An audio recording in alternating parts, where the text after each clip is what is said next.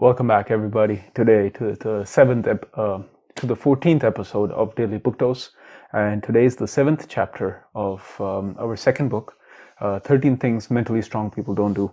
So you will see the background is different.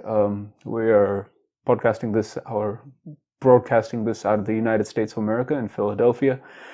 Just got here yesterday. It's still early in the morning. Was mad jet lagged, so I thought, why not just start with something good. Start with doing the podcast in a new country. Super excited, and it's surprising we're in a new country. My voice is a lot stronger because I'm not doing this out of the attic anymore. On the hush hush. Now this is, no one's around me. I'm all alone, so I can talk properly, talk naturally. And you know what? It just feels a lot better. Until now, I was always talking a little softer, a little bit like this so that no one could hear me, what I'm doing from the attic. But now, no one's around, so I can talk in the proper voice, feel more excited as well. And I think with this voice, we can go a little bit longer as well. So yeah, happy to be here.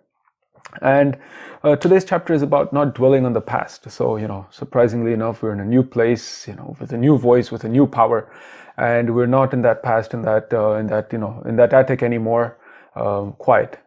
So by not dwelling in the past, I mean, the quote that it starts off is we do not heal the past by living there. We heal the past by living fully in the present. Look, we're going to be spending the rest of our lives in the future. So why spend our time thinking about the past, right?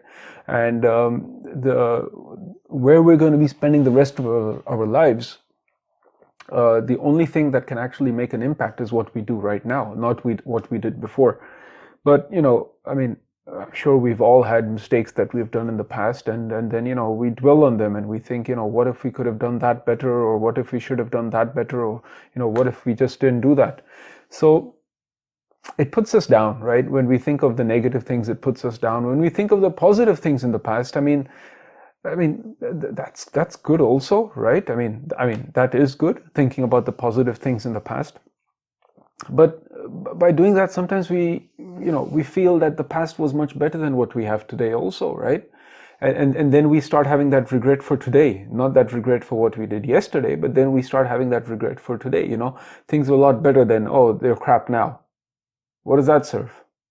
Nothing, right? Or, shit, I shouldn't have done that before. I'm screwed now. What does that serve? Nothing, right? So by not dwelling in the past, we can't, it's not that you should forget the past also, right? That's never going to happen. We're human beings. As long as we have memories, we're going to be remembering the past. And end of the day, that's what made us what we are today, right? So just by ignoring the past or forgetting it, it's not going to help you either. The easy advice, the best advice is, just learn from it, right? But that's a lot more easier said than done. How do you actually learn from the past? You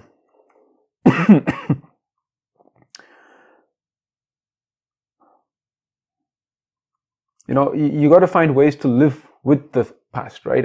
Accept it, right? It happened. You can't do anything about it now.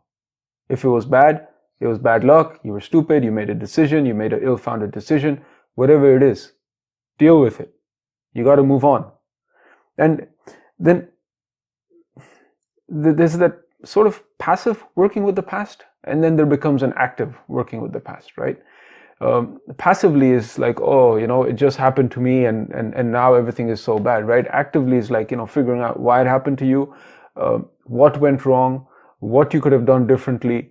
And then, once you make that analysis, I'm human also. I keep making that analysis again and again and again. And yes, in a way, you're dwelling in the past, but that way you're actually actively working with it. You're not just dwelling with the outcome of it. And the most important is, the negative emotions that we have. We got to change that from the emotion to the fact. We touched it earlier in one of the chapters, I think chapter 3 or 4, that you got to break up all decision making into the emotions and into the facts, right? And in the same way with the past, right? We got to break it up into the emotions and the facts. And I think that's a good way to start working with it, right? What were the facts of what happened before? How did it make me feel, right? It's two different things. Keep it as two different things. And most importantly, right, like